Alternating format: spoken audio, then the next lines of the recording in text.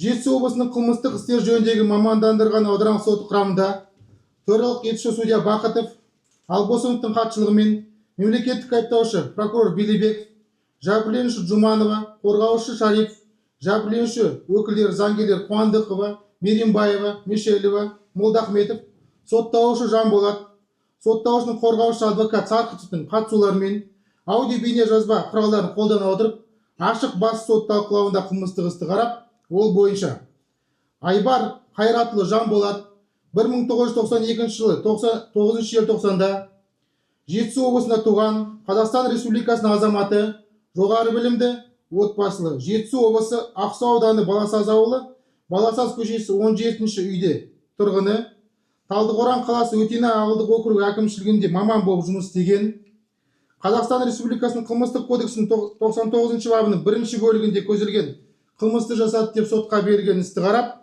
сот үкім етті.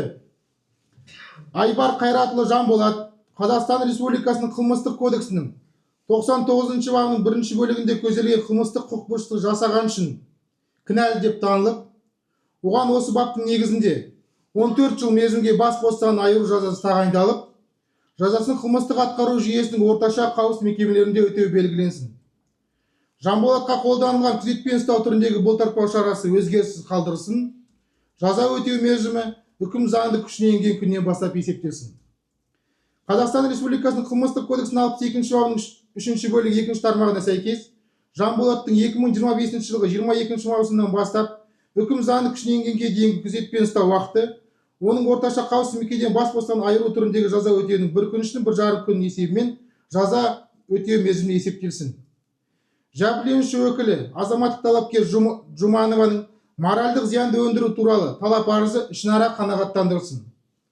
Сотталған Жанболаттан жәбірленушінің өкілі Жуманованың пайдасына 20 миллион теңге моральдық зиян, заң көмегін көрсетуге адвокат пен өкіліне жұмсалған 1 миллион 700 мың теңге шығындары және мемлекет пайдасына 1966 теңге салығы өндірілсін. Сотталған Жанболатқа үкімнің азаматтық талапты қанағаттандыру туралы бөлігін үкім заңды күшіне енген күннен өз еркімен орындауға 1 ай уақыт мерзім берілсін. Өз еркімен орындамаған жағдайда мәжбүрлі түрде өндірілетінін түсіндірсін.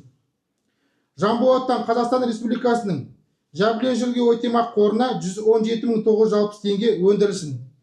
Іс бойынша сараптамаларға жұмсалған 740.329 теңге іс шығындары сотталған Жанболаттан мемлекет кірісіне өндірілсін.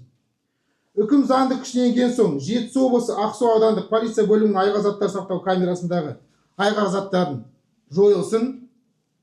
Іс бойынша тергеу және жасырын тергеу әрекеттері нәтижелі белгіленген барлық 11 дана және 1 дана флешка іс құжаттармен бірге сақталсын.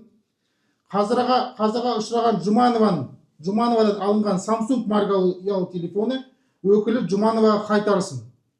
Сотталған үкімнің көшірмесін алған күннен бастап 15 тәулік ішінде, ал сот отырысына қатысқандар үкім жария етілген күннен бастап белгіленген мерзім ішінде қылмыстық істер жөніндегі мамандандырылған ауданаралық сот арқылы Жетісу облыстық сотының қылмыстық істер жөніндегі апелляциялық алқасына шағым немесе өтініш хат бере алады.